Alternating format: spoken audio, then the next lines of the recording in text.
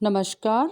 Study with JR YouTube channel में आप सभी का स्वागत है। आज के इस वीडियो में हम ईसाई विवाह के बारे में डिटेल में पढ़ेंगे और इसके पहले जो हमारा विवाह वाला टॉपिक है इसके अंतर्गत हम हिंदू विवाह और मुस्लिम विवाह को डिटेल में पढ़ चुके हैं। आज हम ईसाई विवाह के बारे में पढ़ने जा रहे हैं और रिट के अब तक 27 लेक्चर्स जो हैं अपलोड हो चुके हैं। यदि आपने ये वीडियोज़ नहीं देखे हैं तो नीचे डिस्क्रिप्शन में आपको लिंक मिल जाएगा, आप ये वीडियोज़ ज़रूर देखिएगा, आपकी रिट में काफ़ी हेल्पफुल होंगे। चलिए आज का वीडियो शुरू करते हैं। आज हम ईसाई विवाह के बारे में डिटेल में पढ़ेंगे। तो चलिए ईसाई विवाह देखते हैं। जो ईसाई विवाह है ये भी एक समझौता है। ईसाई विवाह की परिभाषा देते हुए क्रिश्चियन बुलेटिन में कहा गया है, क्रिश्चियन बुलेटिन में क्या कहा गया है कि विवाह समाज में एक पुरुष तथा एक स्त्री के बीच एक समझौता है। क्या कहा गया है? ये जो विवाह है ये समाज में पुरुष और स्त्री के बीच में एक समझौता है जो साधारणतः संपूर्ण जीवन भर के लिए होता है और इसका उद्देश्य परिवार की स्थापना करना है। ये किस में कहा गया है? क्रिश्चियन बुलेटिन में कहा गया है, तो ये आप याद रखिएगा। इसके अलावा ये जो परिभाषाएं हैं इनसे क्या बातें स्पष्ट होती हैं? इनसे बात स्पष्ट होती है कि ईसाई विवाह स्त्री पुरुष के बीच समझौता है। जो ईसाई विवाह है ये क्या है? एक समझौता है और यह समझौता जो है आजीवन रहता है। तो देखिए जीवन भर के लिए तो ये समझौता जो है जीवन भर आजीवन रहता है। यह समझौता जीवन भर के लिए किए जाने के कारण पति और पत्नी के संबंधों में स्थिरता लाता है। अगर ये जो समझौता है ये जीवन भर रहता है तो क्या होता है? इसमें पति और पत्नी के संबंध स्थिर होते हैं। इस समझौते के द्वारा संतान उत्पत्ति के माध्यम से परिवार का निर्माण किया जाता है। तो ये तो हो गई ईसाई विवाह की परिभाषा। चलिए अब देखते हैं हम ईसाई विवाह के प्रकार।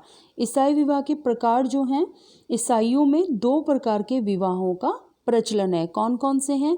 पहला है धार्मिक विवाह और दूसरा है सिविल मैरिज। सबसे पहले देखते हैं हम धार्मिक विवाह। धार्मिक विवाह क्या है? ये विवाह गिरजाघरों में पादरी द्वारा वर व वधू को पति पत्नी घोषित करने के साथ संपन्न होता है। ये जो धार्मिक विवाह है ये विवाह गिरजाघर में होता है और पादरी द्वारा वर वधू को पति पत्नी घोषित करने के साथ संपन्न हो जाता है ये धार्मिक विवाह। और अधिकांशतः जो होते हैं ऐसे विवाह नियोजित होते हैं, पहले से नियोजन हो जाता है इनका किस प्रकार से विवाह होगा। और दूसरा है सिविल मैरिज। सिविल मैरिज में क्या है? विवाह के इच्छुक युवक व युवती, जो विवाह के इच्छुक होते हैं युवक और युवती, इनको मैरिज रजिस्ट्रार पति पत्नी घोषित कर देता है। मतलब ये मैरिज रजिस्ट्रार जो होता है वो पति पत्नी घोषित कर देता है। तो ये हो गया सिविल मैरिज। इसके अलावा ईसाई विवाह से संबंधित विधान कौन कौन से हैं? पहला है भारतीय विवाह विच्छेद अधिनियम 1869। दूसरा है भारतीय ईसाई विवाह अधिनियम 1872। तो देखिए जो 1869 में पारित भारतीय विवाह विच्छेद अधिनियम के अनुसार एक ईसाई स्त्री भी इन्हीं आधारों पर विवाह विच्छेद की मांग कर सकती है जिन आधारों पर हिंदू स्त्री को विवाह विच्छेद की मांग का अधिकार है। तो इसमें वो विवाह विच्छेद का मांग कर सकती है। दूसरा है भारतीय ईसाई विवाह अधिनियम 1872। इसके अनुसार विवाह के लिए लड़के की आयु तो 16 वर्ष, जो लड़का है उसकी आयु 16 वर्ष और लड़की की आयु 13 वर्ष होना अनिवार्य है। और यदि लड़के और लड़की की आयु कम है तो इससे कम आयु होने पर उनके संरक्षक की स्वीकृति अनिवार्य होती है। और विवाह के समय दोनों में से किसी का भी पहला जीवन साथी नहीं होना चाहिए। पादरी या सरकार द्वारा लाइसेंस प्राप्त व्यक्ति अथवा सरकार द्वारा नियुक्त मैरिज रजिस्ट्रार 2 ईसाइयों के बीच विवाह करवा सकते हैं। इसके अलावा मैरिज रजिस्ट्रार की अनुपलब्धता पर जिला मजिस्ट्रेट विवाह करवा सकते हैं। इसके अलावा विवाह के समय दोनों पक्ष पादरी अथवा मैरिज रजिस्ट्रार के सम्मुख 2 गवाहों की मौजूदगी में ईश्वर की शपथ लेकर वैधानिक रूप से एक दूसरे को पति पत्नी स्वीकारते हैं। एस.के. गुप्ता के अध्ययन के अनुसार भारत में ईसाइयों में अधिकांश विवाह 21 से 25 वर्ष की आयु के बीच में होते हैं। ईसाई धर्म की 2 शाखाएं हैं। कौन कौन सी 2 शाखाएं हैं ईसाई धर्म की?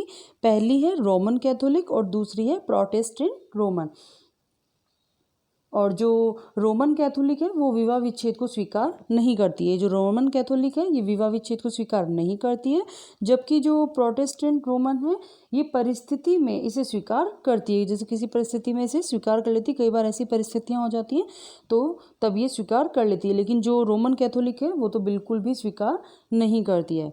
तो जो भी इम्पोर्टेंट फैक्ट्स है ईसाई विवाह के बारे में वो मैंने सारे इसमें लेने की कोशिश की है।